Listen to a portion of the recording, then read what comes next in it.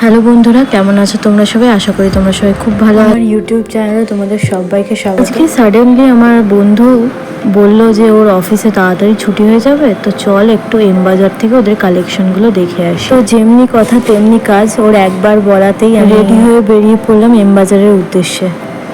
ভেতরে ঢুকে দেখলাম যে চারিদিকে সেল সেল সেল, তাই জন্য একটুখানি এই টপসগুলো দেখছিলাম, ভালো লাগছিল বেশ। এখানে সামারে পরার জন্য এই টাইপের শার্ট টি শার্টস আছে, পাশাপাশি এই টাইপের কুর্তি ছিল, কুর্তির সেট ছিল, এছাড়াও ব্যাগের কালেকশন ছিল, এই টাইপের সিলিং ব্যাগ, টোট ব্যাগ, স্মল ওয়ালেট।